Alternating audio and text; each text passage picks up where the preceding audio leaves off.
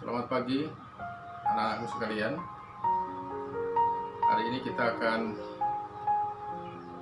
belajar tentang hidup yang dipimpin oleh Roh Kudus. Ini pelajaran yang ketujuh untuk kelas 10. Adapun ayat Alkitab kita diambil dari Roma pasal 8 ayat 10 sampai dengan yang ke-17.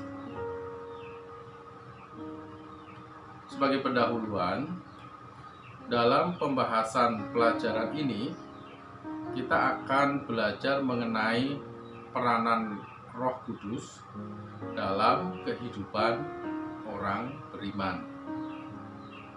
Ada yang tahu siapa itu Roh Kudus? Ya, Roh Kudus adalah salah satu pribadi dari Allah yang senantiasa mendiami, memimpin kehidupan orang-orang percaya. Kapan seseorang menerima Roh Kudus? Yaitu pada waktu ia percaya dan dibaptis.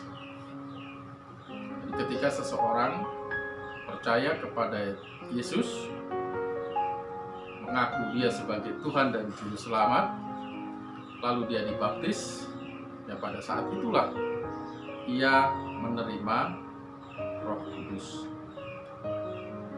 Lalu pertanyaannya, apakah peran Roh Kudus dalam kehidupan kita sebagai orang beriman?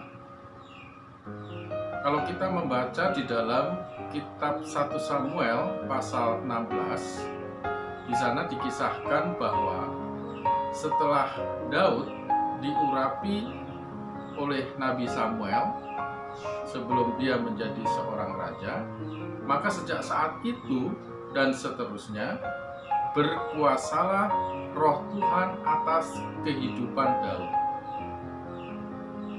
Dan mulai saat itu juga kehidupan Daud dipimpin oleh Roh Tuhan sampai ia menjadi Raja Israel untuk menggantikan Saul.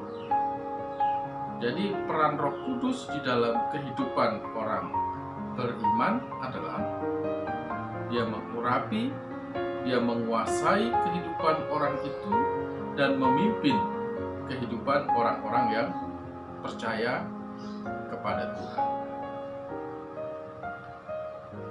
Selanjutnya, orang-orang percaya yang sudah dikuasai dan dipimpin oleh Roh Kudus, maka akan ada perubahan sehingga ia hidup sebagai anak-anak terang. Apa itu hidup sebagai anak-anak terang? Yaitu orang-orang yang hidupnya dipimpin oleh Roh Kudus. Jadi ia tidak lagi hidup dalam dosa, melainkan hidup di dalam kebenaran. Hidup sebagai anak-anak terang juga mengindikasikan bahwa ia memiliki kehidupan yang baru atau menjadi manusia baru.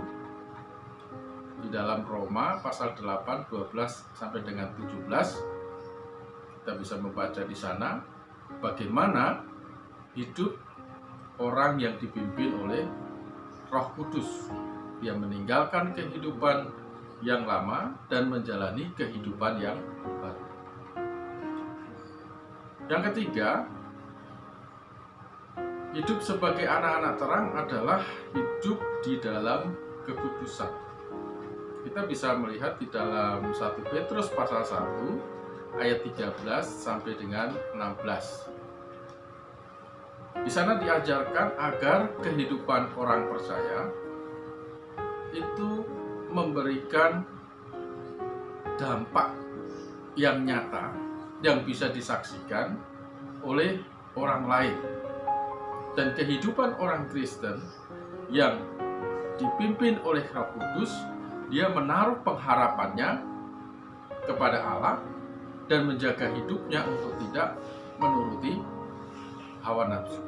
Jadi inilah dampak daripada kehidupan orang-orang yang dipimpin oleh Roh Kudus, yaitu menjadi anak-anak terang. Dan kita bisa mengambil kesimpulan dari pelajaran kita pada hari ini adalah bahwa hidup yang dipimpin oleh Roh Kudus adalah hidup yang bebas dari ketakutan.